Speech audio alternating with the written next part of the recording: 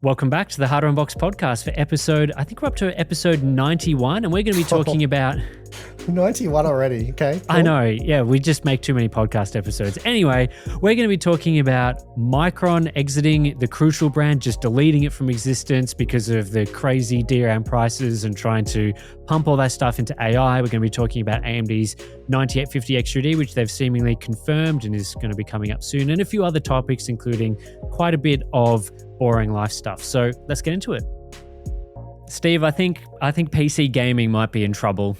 I've just seen the news a couple of days ago that Micron has decided to exit the consumer business. They're going all in on AI. Memory prices are sky high at the moment. Things are looking pretty grim for us in the PC gaming space. We've taken 2 weeks off to we've taken last week off to just simmer on that thought and come back, and things are great. Yeah, they seem to only continue to get worse. When you think it can't get worse, it does. So I'm not sure what next week will bring. And also for those listening to the podcast, I assure you I am not sick at the moment. I'm not getting sick. I just have a bit of hay fever. So a little bit congested. Balin has it as well, so it's okay for me to have it because, Balin's got it. Bit of a runny nose, bit sniffly. I'll do my best to mute my sniffs and all that sort of stuff. I'll leave them all in for the listeners. Yeah, it'd be a really good podcast. Great people listening love stuff. those things, don't they? Yeah, well, I can understand why. It's not particularly pleasant, but anyway, that's all that's going on there. So I feel great otherwise. I did mow the lawns yesterday. That causes it to flare up for the next 24 hours or so. But other than that, all good.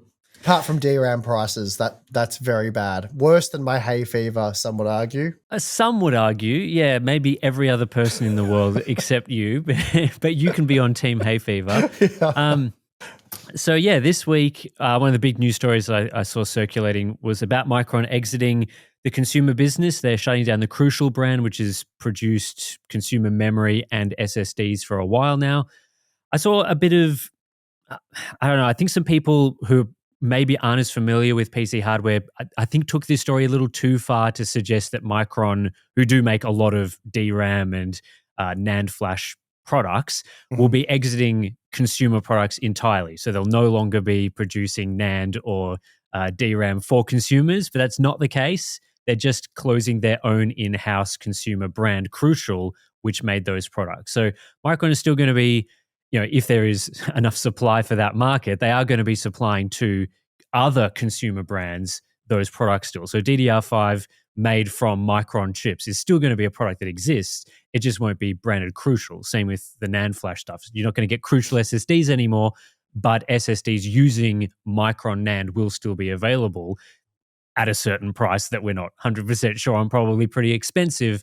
But some people were sort of suggesting, there's Micron's one of the big three memory and DRAM manufacturers. So that's bad news if they're exiting consumers. It leaves us down with two companies to produce all those chips. But that isn't the case. If you weren't aware, the Crucial brand is separate to that. But I think this is sort of not a great signal for people in the sort of gaming space to see a large brand like this being shut down. And do you think it's potentially a bit short-sighted to completely delete a consumer brand and just going all in on the AI side of things? Well, they clearly know more than I do. It seems, from the outside, it seems wild, the Crucial Micron sort of partnership, or, how that works. That's been around for as long as it's been around for longer than I have been in the industry. So I remember getting, Micron powered Crucial memory way back 20 plus years ago. So they've been around for forever. I didn't think that'd be a brand that simply went away like that. They must be thinking this AI demand is going to be around for a long time for them just to axe a well-established brand like that. That to me, it seems wild, but they've clearly done the calculations and it makes sense to them. And when you were talking about the Micron memory, what memory maker does sell memory modules using Micron memory? I actually don't know, to be perfectly honest. Yeah, I'm not that familiar with the where all the chips go and that sort of thing. I'm not 100% sure on that. I know Micron NAND is used for quite a few products that aren't crucial. So the SSD side of things, Micron NAND is quite popular, but I'm not sure about the I'm DRAM thinking more side. the DRAM side of things. It could be my ignorance on the subject, but I thought they primarily sold through the Crucial brand. I didn't think they sold to too many other memory makers, but I could be wrong on that one. So not sure. They do make GDDR memory and stuff like that, don't they? Along with brands like SK Hynix and Samsung, they all make those sorts of. But I'm talking more about the DDR5 thing that people are primarily concerned about at this point in time. Sure, I think the concern for consumer products did include things like GPUs as well, which are, graphics cards are a consumer product. So if Micron can't supply GDDR memory, that'll be bad. But yeah, I'm not sure about the DRAM side of things. Most of the high performance memory is not necessarily Micron, is it, for the DRAM side of things? That's true. It isn't. They don't make the best memory, that's for sure. But they do make memory. And when during tough times, I think anyone would take, if you can get average DDR5 memory, you're probably going to be happy with that at a reasonable price, because the memory pricing obviously is crazy now and has continued to get crazy. I think it's based on all this information. The worst is yet to be seen, probably by a margin as well. Like, I think it's going to get a lot worse over the next 6 months. Just buying DDR5 memory could be a stretch if things keep trending the way they are. Well, that's the double whammy, isn't it? It's not just the pricing, it's also the availability. Yeah, there just may not be enough supply. I mean, crucial here is saying the AI-driven growth this is a direct quote, the AI-driven growth in the data center has led to a surge in demand for memory and storage. Micron has made the difficult decision to exit the crucial consumer business in order to improve supply and support for our larger strategic customers in faster growing segments. I guess I would have thought that, as you're sort of alluding to, that would make sense if they see demand being insane for the next 5 to 10 years. I would have thought if there's sort of maybe a shorter term surge in demand or pricing for AI memory, you would just put the Crucial brand on pause effectively, like not release new products, sort of just let it sit for a while, and then you'd bring it back when things cool down a bit. You'd just reintroduce products to the market and start making those products again. But they're basically just like, nah, Crucial's dead. It's over. We're just an AI company at the moment, I guess. There's a couple of things going on. So they can effectively sell everything they can make at top dollar. It's like the cryptocurrency thing all over again, but this time it's AI. And they're selling, they can sell more directly to sort of one source. So that has a lot of benefits. Now, they can't simply just turn a dial and have more supply, so they can address both of those markets. That's not an option. They have to invest and expand their capacity to increase supply, which obviously there's some lead time involved with that, huge investment. And why they don't want to do that is probably because they don't know when this, I don't know what term to use, like AI bubble, if that's what it is. I don't know what term, but the demand from AI, no one has a crystal ball apart from you and hopefully the trunk of your car, that knows how long this demand is going to last, like what we saw from, cryptocurrency mining previously. So if they do invest in increasing their supply, and let's say they successfully do increase their supply, but then the demand from AI shrinks, and then they're back to, we have I think it's about 25% of the global market share. We're competing with others for that. We've got all this inventory now. So does it just tank the price of DRAM, which is probably what would happen? Or do they hold on to it and hope they can drip feed it out, sort of like an RDNA 3 type situation? Really, I think it was RDNA 2 actually, wasn't where they had to do that. But anyway, that's not the point. So the solution has been, rather than increase supply and risk investment and all that sort of stuff there, we're just going to shut down this side of the business, not even pause it. We're just going to shut it down, which, as you're saying, and I alluded to, seems like a long-term strategy more so than increasing supply. Because what happens if in I don't know, 3 to 6 months. Really, this thing could happen in 3 days to 3 years for all I know. This AI thing just doesn't pan out the way everyone's planning. And they're like, oh, so we still want to sell our memory. So member crucial. Yeah, remember when we shut that down? Yeah. Actually, we didn't mean shutting it down. We actually didn't do that. That was an illusion. Maybe that was we AI generated that and it got it wrong. Oops. So it's pretty wild. But they're obviously extremely confident. Well, if they were extremely confident, you would think they would just keep addressing both markets. It's kind of a wild scenario where imagine having 25% of a global supply of a thing where you can make serious money and it's been sustaining your entire business. And then you're like, well, there's more money here, so we're just going to leave that market entirely and no longer service it. Yeah, it would be like Nvidia deleting GeForce. Like, obviously, they make all of their money from AI at the moment, or the vast majority of it, but GeForce is still, making $3 to $4 billion a quarter, or however much they make from their gaming division in their latest financial reports. It's somewhere around there. So, like, yes, they make however many tens of billions from data center stuff, making GeForce a fraction of their overall revenue. It would still be a wild decision to go, hey, that multi-billion-dollar business. I'm not saying Crucial's a multi-billion-dollar business necessarily, but it's a fairly sizable memory manufacturer. Just sort of going, nah, we don't care about that anymore. That's pennies. We're just going to delete that, throw that away, and focus big time on AI. I mean, the problem that a lot of these memory prices. Micron is very much $1 billion company. Well, Micron is, but is Crucial the brand? Oh, sure. Yeah. Well, I'll Google that one for you as well. But I mean, that's, again, I believe they sell the majority of the consumer memory through that brand. But yeah, I mean, one of the things that's going to be really interesting to track is that a lot of this demand for DRAM is coming from AI servers and those sort of things. But there is a limit that AI companies will be willing to pay to access DRAM. Like, they don't, like, I know that there's kind of this, they just have unlimited money sort of thing, but they would have been banking on producing all of these servers at a certain memory cost, probably the old memory cost that they would have seen, earlier this year.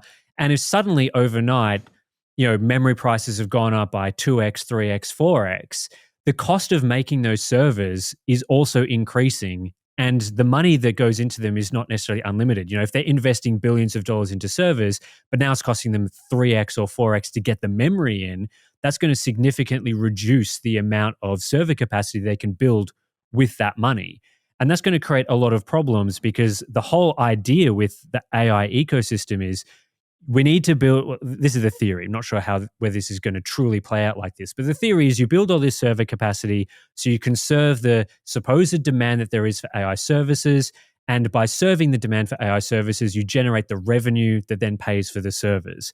But if the amount of money you're spending to build servers means you're getting less server capacity than you were expecting, you're not going to have as many opportunities to generate the revenue that then goes back into servers, creating this sort of cycle where the cost of providing the AI services increases substantially, and that of course creates it primes the bubble to pop in some degree, as we sort of saw with things like crypto mining, where for a while there, people were just buying GPUs because crypto was printing money. And so they would just buy and buy and buy, the price would go higher and higher and higher. But then it gets to a point where the equations start to flip. Now the GPUs are too expensive. They're not getting a return on investment that makes sense. I think back in the crypto era, it was like you could buy a GPU and then make your money back within a month. And then it would go to 2 months, 3 months, 6 months, a year on the purchase price of that card. And then eventually, as people start getting less interest in investing into crypto and stuff, the equations no longer make sense. So the fact that DRAM prices have gone up by so much is going to put a squeeze on that as well as gaming. So there will be a limit. Currently, I'm seeing on DRAM Exchange, the spot price for 2 gigabyte modules of DDR5 is about $27, which I think equates to about $400 for 32 gigabytes worth of chips, which seems to be a little shy of where things are in the current retail market for DDR5 memory. You're seeing on PC Part Picker trends, DDR5 5200 2x16 gigabyte average price is just shy of $400 at the moment. If you want faster speeds, DDR5 6000, it's a little over $400 average price for that at the moment. So if the DRAM spot module price is about the price that you're seeing for the modules, there's probably still a little bit of price increases in terms of the actual consumer price being paid for those chips. But there doesn't appear to be as much of a lag as there was a couple of weeks ago, where the spot price was well above what the module price was to actually buy the DIMMs at retail. Mm-hmm. So I'm not sure what that means in terms of will it slow down a bit, or is there still huge price rises to go? But that's the actual price that you're seeing seems to be catching up a bit more to the contract prices that are supposedly what people are paying for DDR5. And DDR4 is even crazier at the moment. So don't even think about buying that. Well, that's just an availability thing.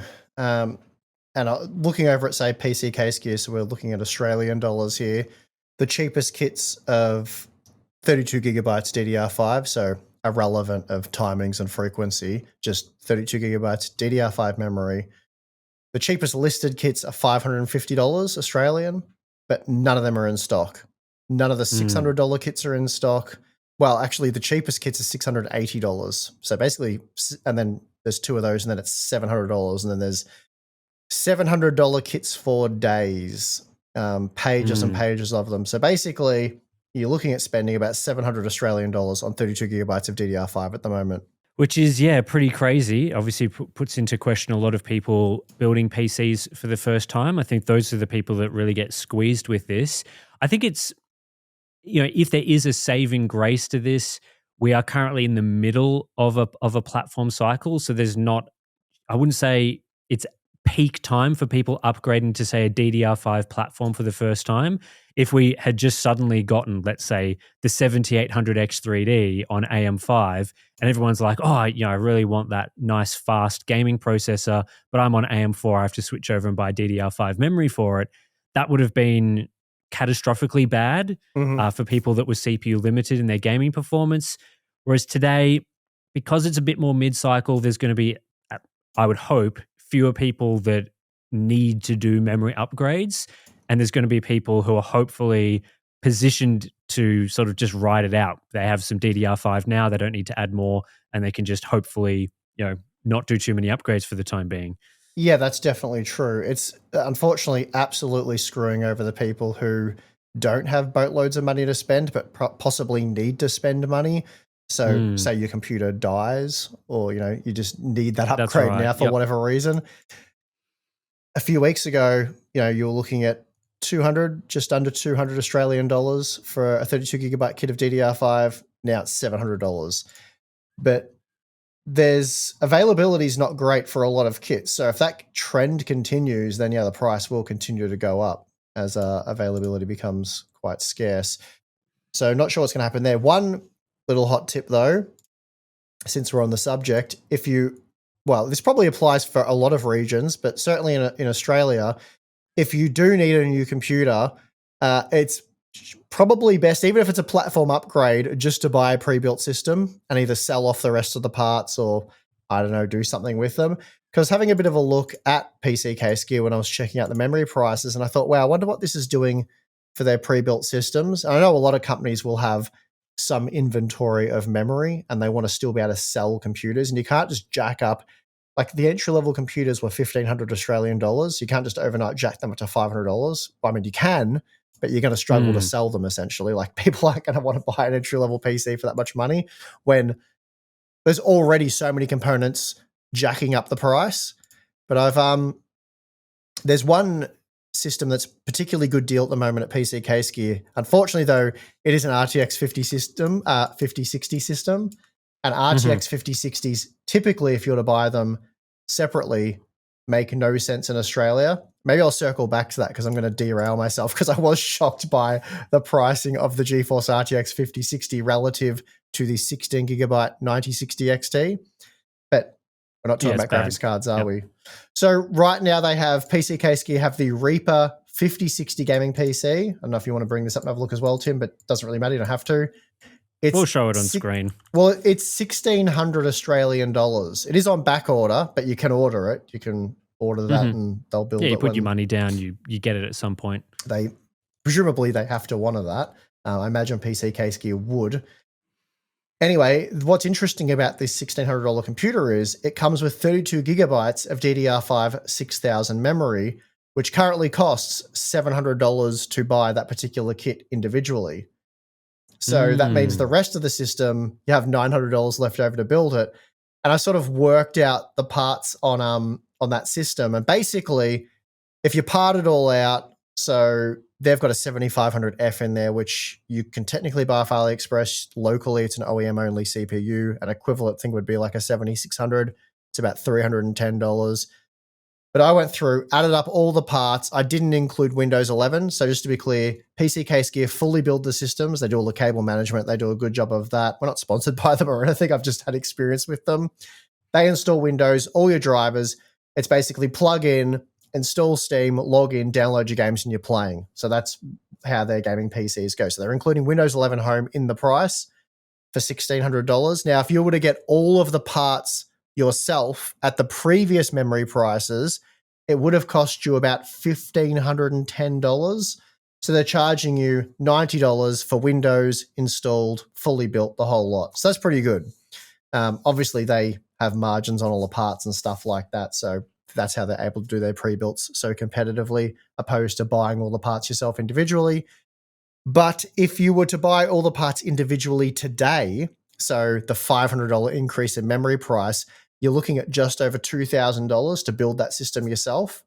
So they're selling it for $1,600. If I was to go and buy all the parts at the best prices available at all the various different retailers in Australia, it'd cost me about $2,000, and that's without Windows. So that's just all the parts. I then got to build it, put Windows on there, configure it all, and it's going to cost me $400 more than what you can buy it for, done and dusted from PC Case Gear.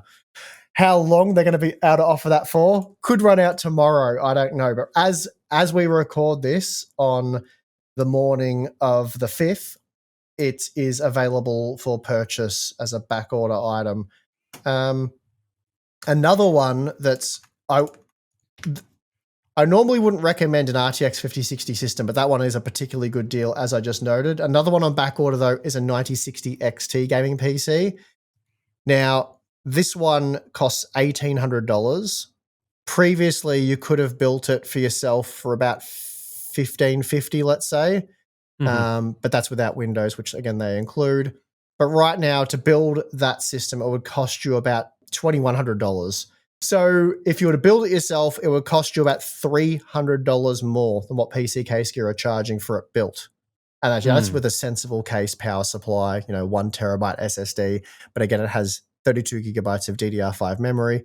But crucially, no pun intended, Tim, that one does have a 9060 XT 16 gigabyte graphics card. So that's a good quality pre-built system. You can also customize the motherboard and stuff like that. PC Case Gear will allow you to do that. Obviously, if you pick a more expensive, better motherboard, it will cost you more. They've got a Gigabyte B650M Gaming Plus Wi-Fi in there, which for that kind of system, going to be perfectly fine. And the SSD is probably 30 to 40% more expensive than it was as well. It's gone seems up, to be, just looking at the PC part picker trends again back in US dollars now. 1 terabyte M.2 NVMe drive's average price has been $100 for quite a while now, back to 2024. Just recently, they've started to creep up to more like $130 to $140, which is like a 30 to 40% increase. So, yeah, you're going to be saving a bit there as well. And it's not like the back order, just looking through their PC Case Gear systems, it's not like they're back ordering with the potential of screwing you later with the price. If you really did want the memory as part of a pre-built, they do have in-stock models for about $1,800 that include like a decent amount of memory, like 32 gigabytes. So it is possible to get, obviously the back orders probably because the better systems are the better systems, right? So people are more interested in buying those particular products. Fair enough. But yeah, so that is something that is at least a short-term option for people, I guess, is dealing with this. And, they can, as you were sort of saying, like the pre-built market is going to be screwed over by this eventually because they just won't be able to produce the systems at the prices that are advertised, but also people will be less interested in buying a pre-built if suddenly they're massively more expensive.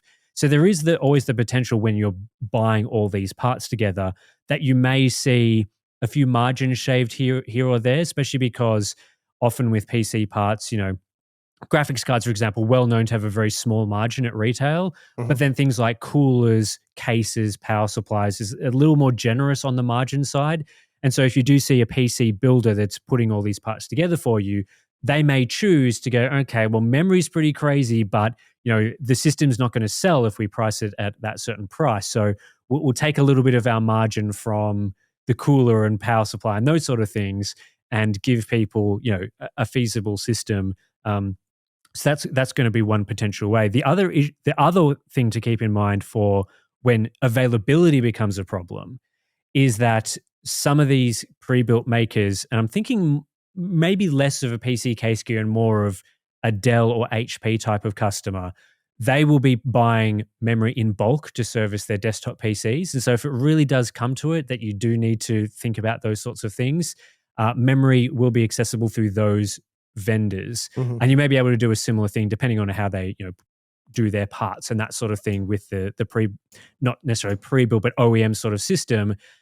They will have access to memory, and you might be able to part it out and do what you want with those sort of things. I would imagine you'll be getting fairly basic memory in like a Dell or HP system, probably not your nice RGB kits with premium timings and that sort of thing. Yeah, be base. It's not overclocked memory. No, it'll be pretty basic stuff, but it could be something to think about from a value perspective, just assessing what do Dell and HP offer? Do they have those products in stock? What's the pricing like, and what can be done there in terms of, getting rid of the other parts afterwards. But those are the sorts of things that, it sounds crazy to sort of say, we might be recommending you go and buy a Dell OEM system for the memory and SSD and throw out everything else or try and sell it on for some other reason. But you never know what's going to happen in these sorts of markets. Pre-built and OEM systems for a time were viable during cryptocurrency boom. It made a lot more sense to buy those products than go into the DIY market. We have to buy each component individually. That's just the reality of when these sorts of boom periods occur. But it's not the first time that we've seen DRAM and NAND price booms. It does happen in a sort of cyclical nature, usually related to something or another happening. Sometimes it is the cartel of makers deciding, hey, now would be a nice time to make a bit more money. But this seems to have a bit more of a direct cause that you can sort of see. But 2026 is going to be really interesting because, as we sort of said in a couple of videos on Hardware Unboxed recently, a lot of these contracts to build AI servers, they have goals, they have targets in mind of 2026 to build with significant milestones. And if some of those things start to be missed, or the money runs out to build some of those servers and investments and things like that, that could have pretty quick corrections for these sorts of things. So we'll see how that goes. But basically, if you're thinking of building a computer or you think you need one, I would strike now, because I think these deals are probably days from running out, and then you're going to have to pay considerably more for the same thing. And if you buy something like that 9060 XT system now, that's a really good gaming PC. It'll tie you over for years. And hopefully by the time you need to upgrade again, there'll be lots of new, faster hardware and it'll be available and the pricing will be reasonable. We can only hope, right? Yeah, that's right. Yeah. I mean, I think it's unfortunate that for people going the DIY route, you kind of, to a lot of degree, miss the boat on sort of getting in at good DRAM prices. There is always the risk that, you could wait for it to, go down in price and just keeps going up. But hopefully we start to see some stabilization within the next couple of months. So we can sort of at least say, oh, well, DRAM prices are bad. They're $400 for 32 gig or whatever, but that is the price. It's no longer going to be $300 one week, then $400 the next week, then $500. At least we could sit here and say with confidence that is the going price. So now let's look at deals and that sort of thing, and sort of think about whether to wait or buy now, sort of thing. A product that I expect to be announced at CES, for some reason AMD put on their website, which is interesting. They confirmed that there is a Ryzen 7 9850X3D by listing a driver for it earlier this week. They've since deleted the driver page from their website. So that might have been an admission that this was a product that is actually coming out. But essentially, there's going to be a faster version of the 9800X3D. AMD has a CES press conference scheduled pretty early in the show. We're expecting quite a number of products to be unveiled for the first time. But basically, the 9850X3D appears to be just a higher clock version of the 9800X3D, taking the boost clock from 5.2 to 5.6 gigahertz. At least that's what's been rumored, with basically no other changes. There's also supposedly a model coming with Vcache on both of the CCDs. Yep.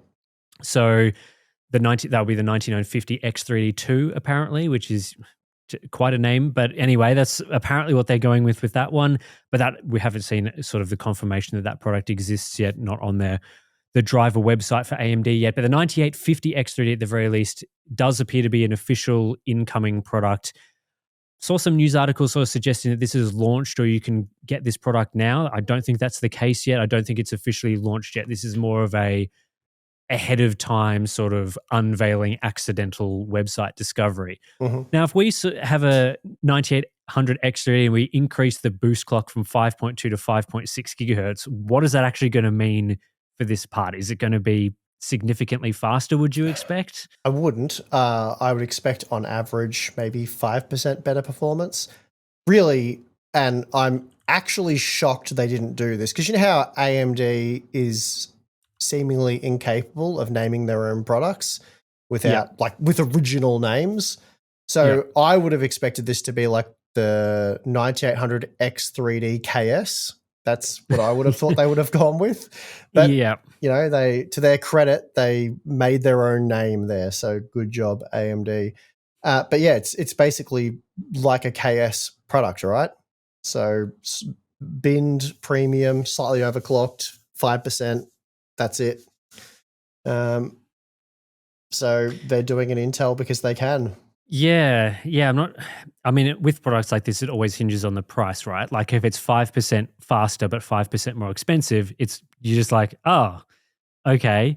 But then usually with these sorts of parts, these are to sort of encourage the people who want the absolute best of the best to pay that significant premium to get that sort of product. The 9800X3D is obviously already reasonably expensive at $480. I think through Black Friday sales, you could have gotten it for slightly cheaper. I think maybe $450 I was seeing it. I think maybe there was a couple of flash sales a bit cheaper than that. But I would expect the 9850X3D to cost at least $500, which, you know, at that point, you're sort of like, okay, whatever, that is the price it is. And the same with the dual CCD model, if that, the dual Vcache model, if that exists, that's purely designed to capture the people that want to have that particular functionality, because I don't expect that to offer any real performance benefits. So, well, yeah. Regardless, it is in a way substantially upgraded. So it has significantly more L3 cache when compared to the 50X3D. How useful that is, as you're sort of alluding to, hard to say how many workloads are going to take advantage of that. Certainly shouldn't be useful for gaming, but you know, it's cool to have it. That's one of those ones where it's just a nice. I mean, I guess they both, to a degree, are nice optional extras, but you could somewhat justify paying quite a bit more for a 9950X3D 2, again, especially if you could take advantage of the additional L3 cache. But you know, you can justify the expense there because you are actually getting something, whereas the 9850X3D is merely a binned part like the KS CPUs you see from Intel. So if it was $500 like you say, then sure, it's $20. Like, I guess at that point, most people would just buy it if it's available. It's like a 4% price increase for what will likely be 4 to 5% more performance on average. That's perfectly fine. Let's be real though. It'll be like $550 minimum, possibly $600. You know, wouldn't be surprised if there's a 20% premium there for 5% more performance.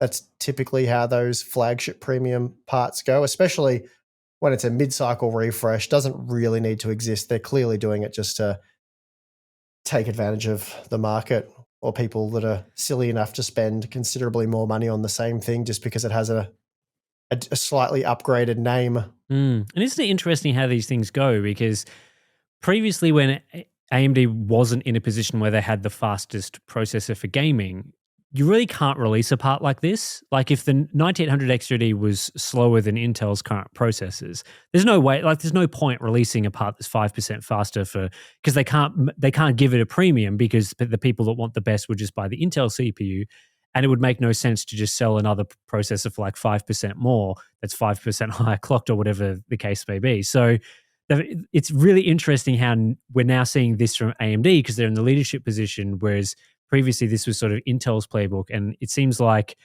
Intel, they're doing this refreshed thing with the current processors, but we haven't seen like a Arrow Lake KS for the current SKUs. It's like they've released the part and then they've just...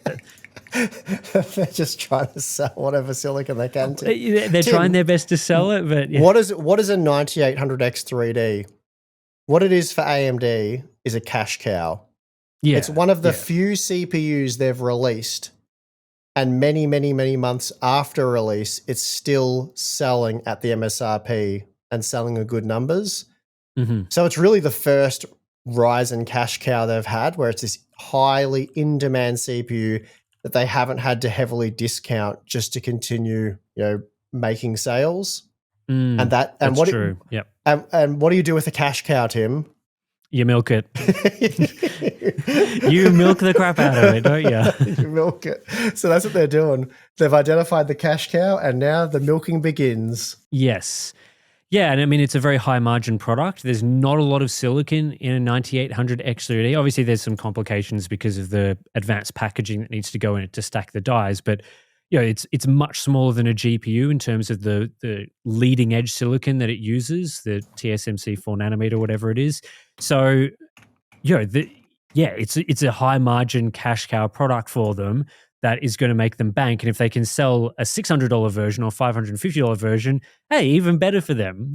Even better, because the actual cost to produce that part is going to be the same as a 9800 X3D, plus maybe some cost for binning it to actually figure out which products you can make and the packaging, creating a new package and all that sort of thing. But we're talking about very small development costs to bring that product to market, and they're just going to be making tons of money from it. So yes, that is the luxury that's afforded when you're in the leadership position. Obviously, Nvidia also does this with graphics cards. So yeah, that's just something that we will see.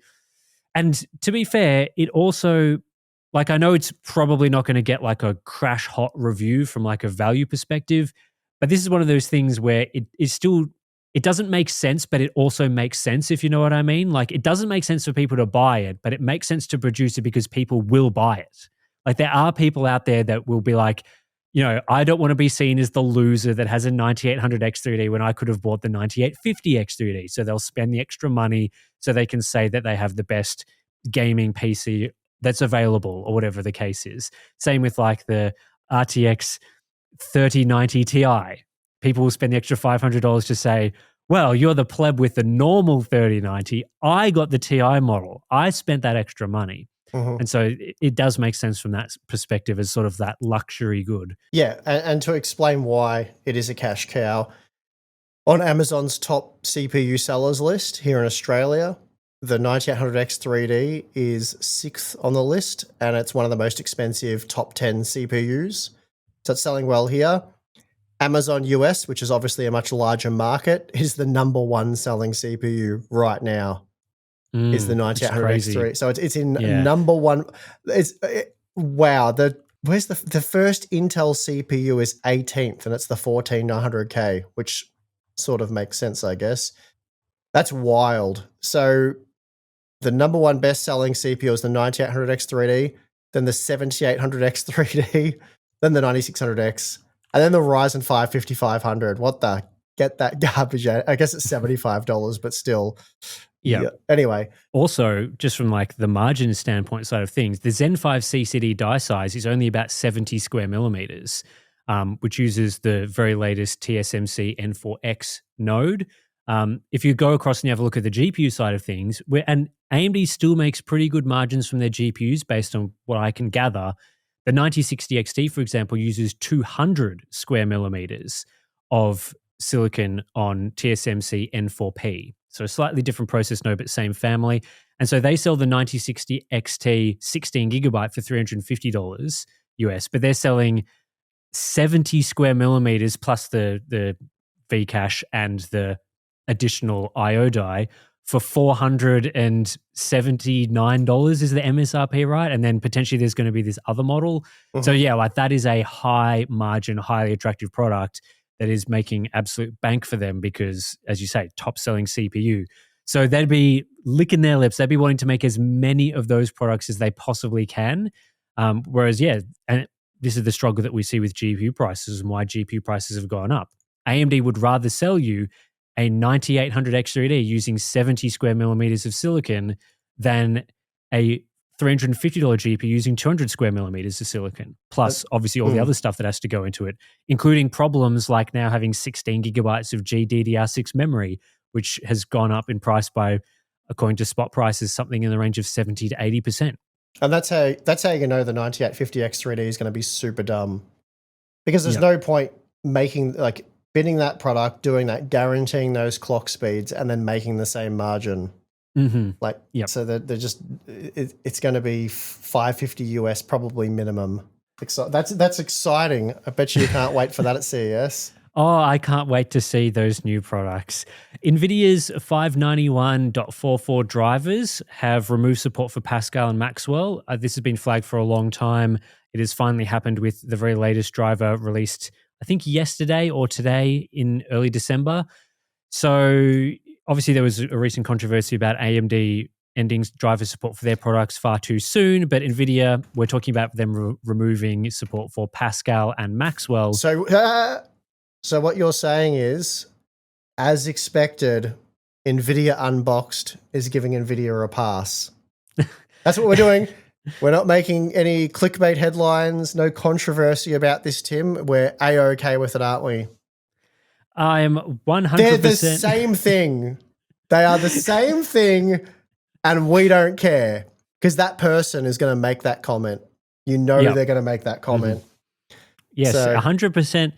When I look at a product that is currently being sold on the market in various products and then a product that was discontinued probably over 5 years ago, and I go, they're the same. Same thing. It's the same scenario, especially for Maxwell, because that was obviously, a current generation product. It works in current games. It has loads of performance. It's not, of course, crippled by its GPU performance and VRAM capacity, and everyone is upgraded from Maxwell. No, I think a lot of people are still using those products and buying them today.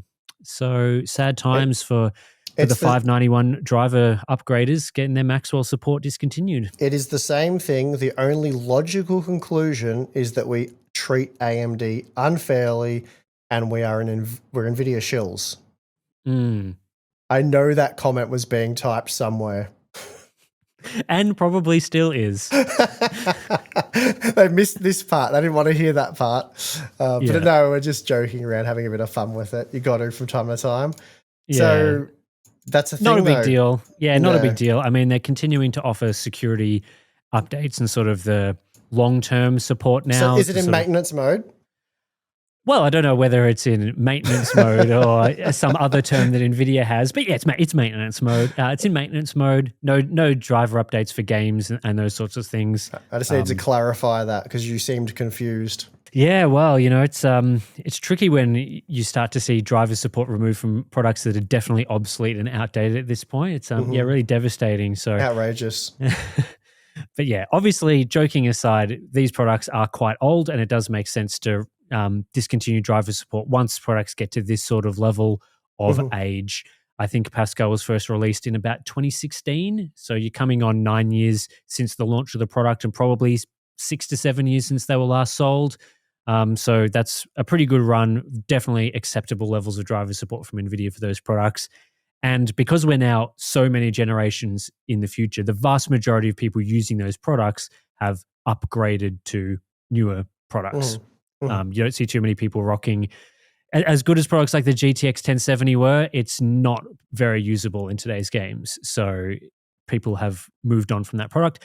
This driver has also reintroduced 32-bit PhysX support for the RTX 50 series. This is something that the 50 series has not supported since the start because of some compatibility issue, discontinuing of some sort of CUDA thing. I think Gamers Nexus made a video about them removing support for this, but I don't know why. Maybe there was demand for this, but they've reintroduced support for PhysX, so you can now run those effects on your 50 series cards. I think games like Borderlands 2, that sort of era, did have a lot of PhysX titles, and so those will now give you the full support on your 50 series card, which is interesting, at least, that they've gone back and done that. But yeah, that's the sort of latest NVIDIA driver stuff. All right. That's our little news episode, news topics for the week. Let's take a break and we'll come back and talk about our boring lives. All right, Steve, we're back. You were away for last week's podcast episode and I assume have had some boring life stuff happen. So take it away. Yeah, so I think it was just before I left, the Black Friday sale for Shelly came up, the little power things that I'm very much in love with. They did a collaboration with, I think, a company called EcoWit, or they make EcoWit. It's a weather station thing. So this is kind of up your alley. I've got an weather station. Yeah. Okay, there you go. Well, yeah, I knew this would work out. So, EcoWit make the WS90 wireless 7-in-1 weather station, and there is a Shelly powered optional version which I bought through Shelly on their Black Friday sale. Can't remember the discount, but it was discounted. And I thought, you know what? Tim has one of those. I do. I have that exact model. Yeah, I've got that exact model. Well, not the Shelly version, but the other version. So I've got the slightly better version of the thing you've got, just to be clear for everyone listening. And that was my main goal. So anyway, I bought that and thought, that'll be cool. I'll install it. And it was exactly that. I put it on a galvanized pole in a position that I thought would be good. All I had to do was run power to it, so 12 volt, power. And what it does is it's like, I guess, hotspots off your nearest Shelly device and just connects that way. So the actual power point, the outdoor power point that it's on, has just a simple Shelly, I can't remember what they're called, Shelly Plus or whatever, just a simple, power on-off type one. So I just piggybacked off that, gets the Wi-Fi signal and pulls through that just fine. And yeah, it's really neat, works a treat. So it took me literal seconds to install and get up and running. And I imagine it does very similar stuff to yours. So it's got temperature, wind speed, rain, UV and solar sort of things. Yeah, like you're not going to be able to see it on screen, I don't think, very well, but it goes through the Shelly app and it tells you the temperature, what it feels like, gives you a bit of a weather report. Yeah, the wind speed, UV index, the rain, whether it's raining or not, it's dry at the moment, humidity, pressure, all that sort of stuff. So yeah, it works a treat. Really good. So I had fun tinkering with that, and it does really good data logging as well. So you can go back and check various weather-related statistics throughout the day or the last 7 days, or the last month. You can also export that stuff to Excel, which I'm not quite there yet, but that's something my dad, for example, would absolutely love. So yeah, I've got mine connected into my Home Assistant integration. So it's been logging all that stuff for a while now, and yeah, it's been working well. I've had mine for I don't know how long. I can't remember when I bought it. It was a few years ago, right? Could have been a few years ago. Haven't had to change the battery once in it. Okay. I think the battery is just like a backup. So I think it's got like it charges its internal battery using the solar on the top or something for most of the time, and then it has the battery as a backup. But I've never had to change it. So the battery's always been good. I don't even know, but if we have the same model, presumably mine has a battery as well. I think so. I mean, it looks absolutely identical, so I don't see how it would be different. Yeah, I've just run mine off mains. It has no power on or off button, at least that I was aware of. It has a little sort of compartment that you can unscrew, which I would imagine is for like a factory reset type situation. But anyway, you've hooked yours up. So you've hooked yours up to a power adapter, have you? Yeah.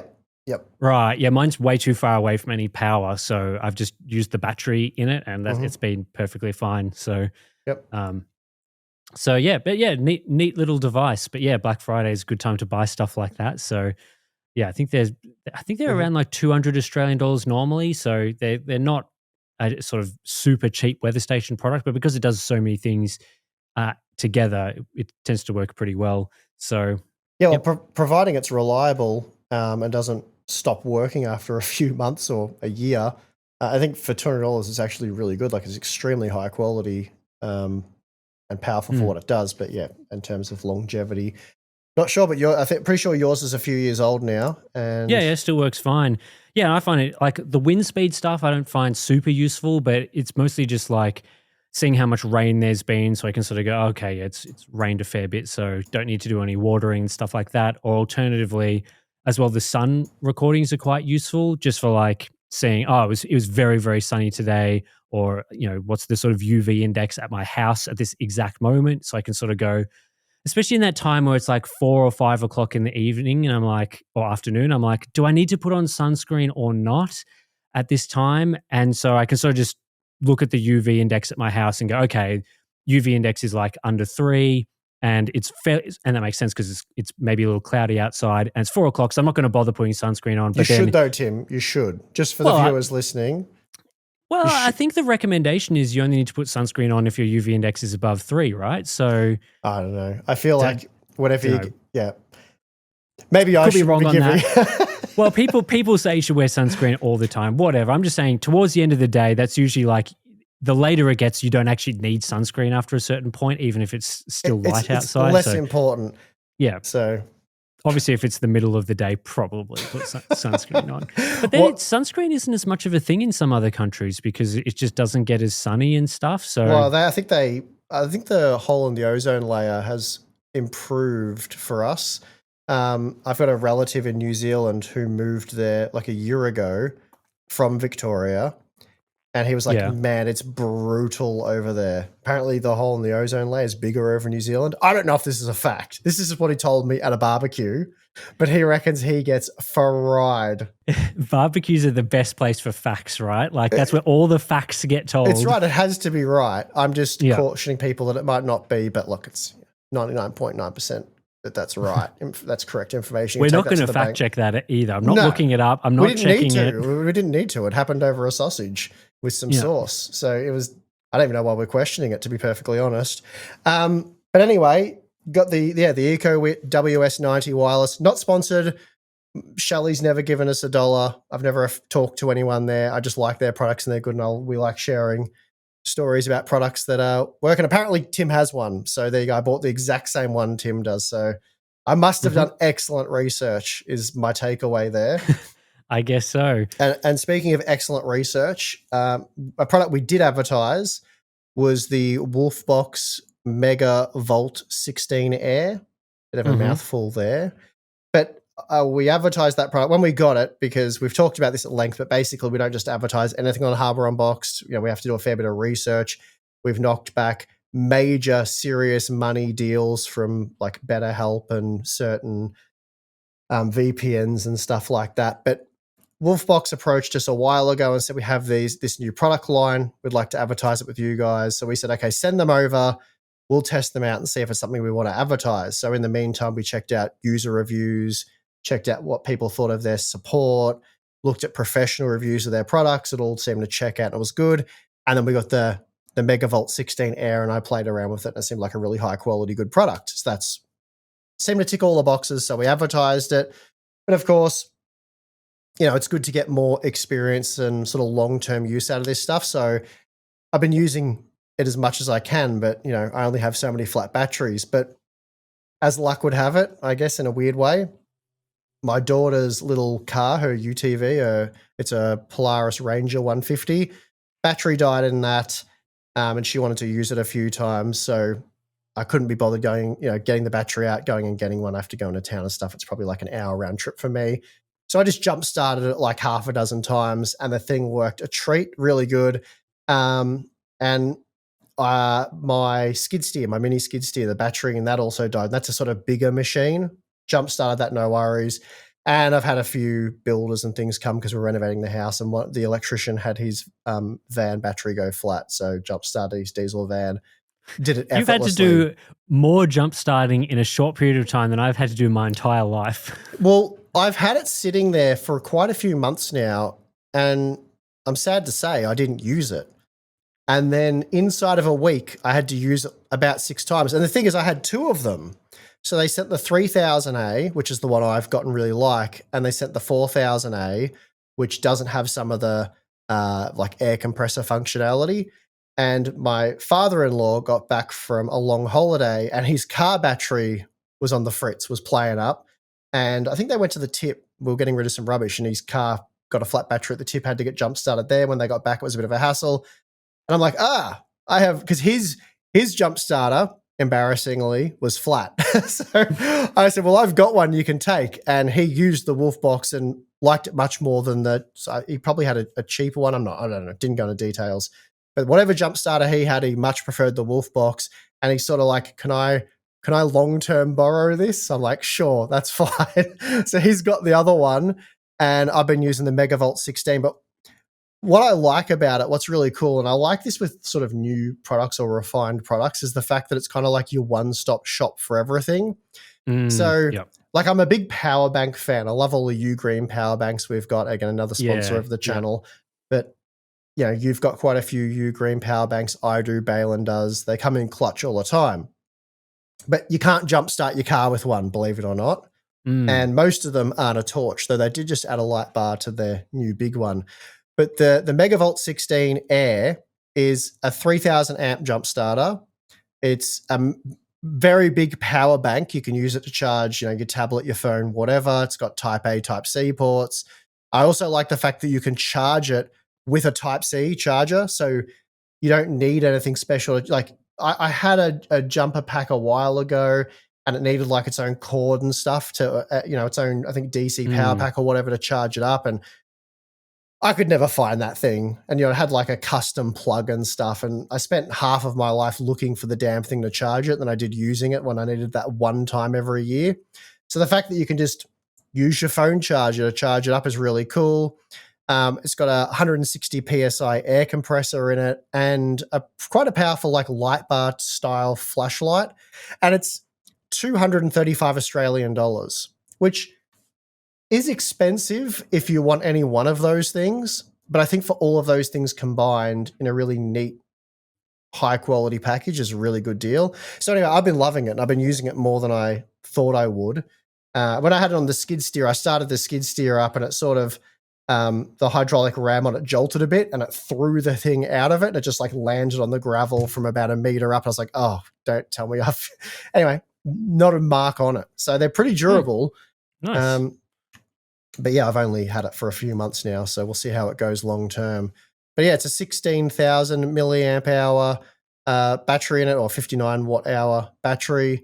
So if you were to buy like a Ugreen 20,000 milliamp 100 watt power bank, you're only looking at about $85. And then if you get like a cheap jump starter, they're about $150, but there's no air compressor in that. So you could get those things individually for about the same money, but not everything. And even just the air compressor, like having that in a car is very useful. I've actually got one in my wife's car. I just bought one and chucked it in there, but now I'm probably just going to put this in the boot of her car if I ever stop using it constantly. But I do have a new battery for the Ranger 150 and the skid steer. They arrived today, so I'll be sticking them in after the podcast, and hopefully I won't need to jumpstart them for at least a couple of years. So we'll see how that goes. So that's sort of my good news stories. I do have more if you want to listen, Tim. Are we getting to the bad news stories? Well, this is I do have one bad news story. Yeah, I've got at least one. And it's about DeWalt tools, Tim. So you're gonna want to strap yourself in for that one. But my sort of not good, not bad. It's sort of just, it's a story.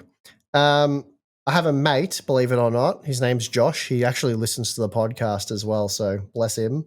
I helped him build a computer. He's quite a tech-savvy guy. He's a serious gamer. He's been gaming all his life. Anyway, helped build him a computer pretty much 2 years almost to the day, I'd say. And recently he updated the BIOS and he just couldn't get the system stable. And I walked him through it a bit. He lives probably an hour and a half away from me, so it wasn't like, I'll just pop over and you can fix it type deal. So over the phone, I walked him through it a bit, told him what stuff to look at in the BIOS, try a few different things, and he'd play like one round of Battlefield 6 if he's lucky, and it would just crash the desktop. So it sounded sort of memory related to me based on what sort of errors we were getting, but not sure. Anyway, after about a month, he finally had time. He came out here to visit me last weekend. And why I'm telling you this story is because he has a 7800X 3D system, and it had been rock solid up until about 2 months ago.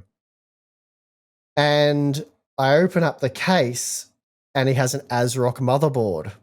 And straight away, I'm like, this could be concerning.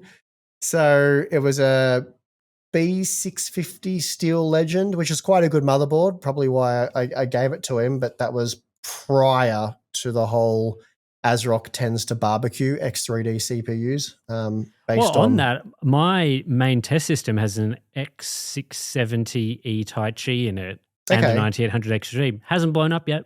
So, there you go. My first port of call based on the realization that he had a 7800X 3D on an ASRock motherboard was to take the cooler off, pop the CPU out, and inspect all of the pads and see what I found. So I did that, and to my surprise, it was mint.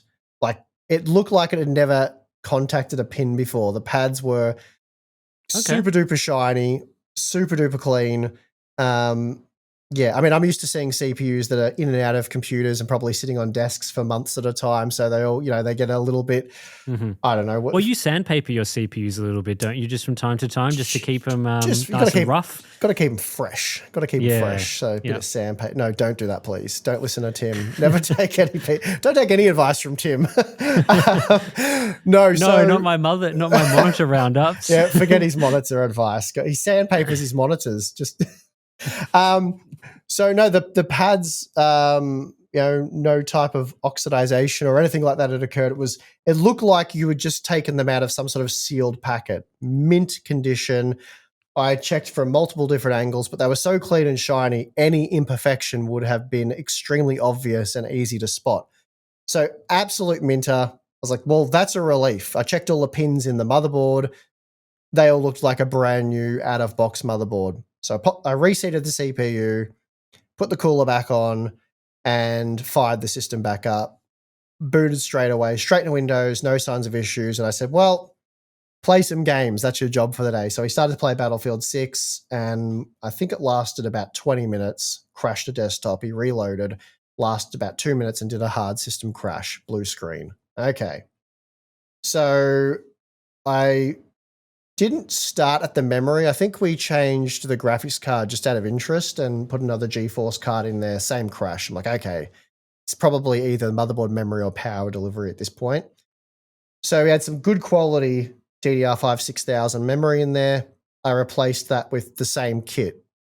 Fortunately, I had another kit there, chucked that in for him, and he played for like an hour and a half. And he said he's never, since he started running into the issues about 2 months ago, he's not been able to play for that long without a crash. And he's since gone home and he's been playing for weeks now. Not a problem. So unfortunately, the DDR5 memory has gone bad. I don't know how I'm going to go getting that replaced in the current economy, but we'll see. But that was the problem. So the memory had been there for 2 years, not a single problem. And yeah, I haven't done any like memory testing on the memory yet because shortly after that I went on a holiday. But it is the memory for sure. I did take that memory out, chucked it in my test system, and yeah, it was crashing when I was stress testing it. So okay, interesting. So it's potentially just degraded over time. Yeah, one of the modules potentially. I doubt it would be both of them. Probably one of them has got some sort of problem, some sort of degradation issue, and that's causing instability. Even if you don't even load the Expo profile, so if you run them at the stock sort of like JetX configuration, they still crash. So it's not like a 6,000 frequency problem. I wonder what happens if you do an RMA for memory at the moment. Like, are they just going to be like, nah, we can't, like, we'll just refund you because we can't resupply it, or are they going to be like forced to give you what is now much more expensive and valuable memory as your sort of warranty return? That'd be interesting. I'll find out when I attempt to do it and see what rabbit hole that leads us down. But basically, ASRock motherboard has been running the CPU for 2 years, and he's a serious gamer. He games a lot. Like the PC's on probably 24/7, and when he's home from work, he'll be gaming most of the time, and he plays a range of different games. So I would say very heavy user. And he was running the original, the BIOS I would have used when I built the system. So it would have been an early version, definitely the Bernie one. And he only just I had no idea what motherboard he had because, you know, I don't keep track of all my friends and what I helped them build and whatnot. But if I knew it was an ASRock motherboard, I would have told him to update the BIOS a long time ago. Anyway, he's running the latest version now, so he should be in the clear. But yeah, that was interesting.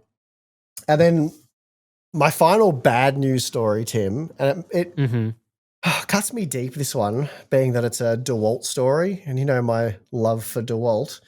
Yes. No, in all seriousness, not a DeWalt fanboy.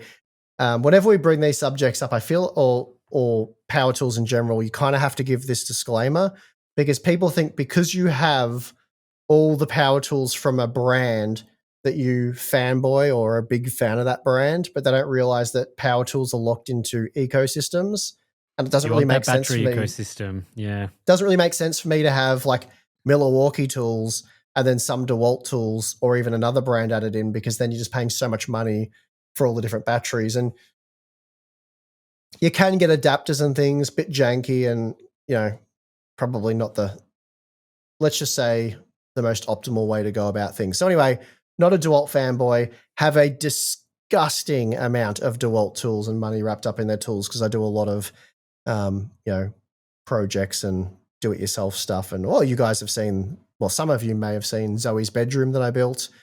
You might have seen the desk and stuff that I built in the studio, and I built most of Tim's studio. All the hard stuff I did, isn't that right, Tim? Yeah, sure. Yeah, I'll give you. Yeah, yeah.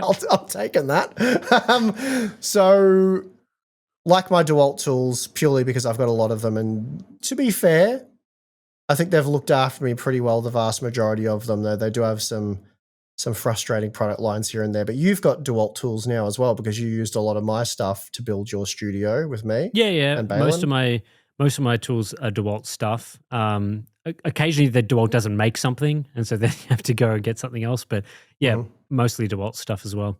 And that is a good thing about DeWalt. They pretty well make everything. It's rare that they don't make a thing, but you know, there are obviously instances. A backpack sprayer, for example. I bought the Ozito one, dirt cheap from Bunnings. I've got a Ryobi one, so... Right. Yeah, I was looking at the Ryobi one. I'm like, the Ozito one, the warranty's so good through Bunnings. If it dies, it's like... So anyway, it was cheap. And to be fair, it's not terrible. It's not... Oh, okay. Certainly not DeWalt quality, but it's not terrible. I had their terrible lawnmower, the electric one, the very cheapest one that it really doesn't cut through anything. And for what I paid for it, which was effectively nothing, it worked. For nothing, it wasn't garbage, but really it was garbage. It was garbage, but also considering the price of other electric lawnmowers, it was surprising how it worked. Yeah, any tool that has the potential to kill you or has to do a semi-serious job, I wouldn't use a Zito. But if it's sucking water out of a tank and spitting it out of a wand... It's a very basic sort of thing, isn't it? I'll risk it. But if it's some sort of circular saw that could potentially cut your leg off, if it doesn't have a lot of the anti-kick safety features and, you know, electric brake and all that sort of stuff, probably wouldn't go with a Zito. But anyway, I've offended all the Zito fans now. What was I talking about? So you're talking about something happened with DeWalt. Something happened with DeWalt, and look at us. Yeah. There'll be someone that comments on this video because whatever you use the title for, they'll expect that although it's the hardware unboxed podcast, which pretty strongly indicates that it's like a podcast format, they'll be like, that topic could have been done in like 5 minutes. So It's like, Podcasts are all about, the whole goal of a podcast is to take a topic that you could make a concise 2 to 3 minute video on and make it an hour. That's how the whole thing works, isn't it? I think so. That's what we've been doing anyway. Yeah. So a while ago, I bought this product that you wouldn't expect DeWalt necessarily to make, but it was really, really cool concept. So we've all got pressure washers, right, at this point in time. Every single person listening to this video has a pressure washer, yes. Yep. I would like to think so. They're very handy tools. They're great. Except they're not great because I spent a ton of money on a Karcher one. I think that's how you say it, right? They're the German-made ones, Karcher. Yeah. Okay. Spent a heap of money on that, and about 5 days out of warranty, it shit the bed, leaked everywhere, pump didn't work, and it was very expensive. Anyway, it was a nightmare. That was years ago. Admittedly, it was probably 12 years ago, but I thought, nah, not going with them again. So a brand that has been really good for me, if anyone wants one, from Total Tools, there's a brand called Sabre, and I've bought 2 of those. They currently both still work flawlessly, and I've recommended them to half a dozen friends who have bought them, and they've had no issues with them. Quite cost effective, very heavy duty. Most of the units do weigh a ton, but they don't leak and they don't suck, at least in my experience. So if you want a good value, high pressure washer, don't buy DeWalt, get a Sabre. DeWalt released a 2 times 18 volt, 1600 PSI pressure washer. It's got a monitor name. Do you want to hear it? Yeah, it's for it. The DCM PW 1600N-XE. Okay. Yeah, not a good name, but yeah. I mean, it's just it's the DeWalt pressure washer. I bought it, and the cool thing about this is it takes 2 18-volt batteries, so you can use like the 54-volt ones, the flex volt ones that step down to 18. They end up being like, I think I've got the 9 amp hour ones in there. And it runs for quite a long time off the battery, and you can wash multiple cars, do kind of things. You don't have a power cord. You have to like run it out to the cars and gets in all the way, and you get water over it and all that. It's a nice, all you've got is you got the water going in and the water coming out. So that's kind of neat. So I loved it. Not boatloads of pressure, 1600 PSI, but you don't want to blow the paint off your car. So I think for washing cars, for me, it's been perfect. It's got like little foam attachment, does all the snow foam stuff, works really well. Or at least I thought it did. Probably 6 months in, mine just won't, no pressure. The motor runs, doesn't pressurize, the water dribbles out the end of the wand, useless. So I spent like an hour trying everything to get it to work, couldn't do it. So had to send it back to DeWalt, get them to replace all the parts under warranty, go through that usual process, weeks without it, whatever, bit of driving around. Eventually the service center fixed it. It needed a new pump. The pump was dead and something else, some other internal component had failed. So they replaced that. Got it back just before I went away. So like 2 weeks ago, washed the car with it, worked a trigger again. I'm like, cool, fine. Hopefully that was just a bit unlucky. I'm not one to leave a negative review because a product failed. Like I understand that things can fail. So, unlucky, get it fixed, move on. I just went to use it for the second time, and now it just turns on and off, on and off, on and off. Like it'll build up pressure and then cut out, build up pressure and then cut out. And it just does it infinitely. Just keeps. If you remove the nozzle so it doesn't run under pressure, the motor runs continuously. And as soon as you put it under pressure, the motor cuts out. Not ideal. Yeah, and it's not like the cheapest thing in the world either. I got it for $700 back when I bought it. So it might just be a piece of crap. I'm leaning that way, yes. So I haven't looked at online reviews and how reliable other people have found this thing, but DeWalt can be an annoying brand because, as I said, I've got a lot of their tools. A disgusting amount of their tools. And I would say, throwing a random statistic out there, 98% of them work flawlessly, no real problems with them, really good quality tools. But then they just release like garbage occasionally, and it's pretty frustrating. And this seems to be one of those things. One of their original 18-volt whippersnippers I had replaced like 6 times and then gave up on it. Yeah, that was garbage. The brushless motor just kept shattering in the head of the whippersnipper. So that was a garbage product. That's the only other garbage product or the power tool I've got from them. The only other gripe I have with DeWalt is their 54-volt batteries are crap. So the 6 amp hour one, I don't think I've got about 6 of those, never had one fail.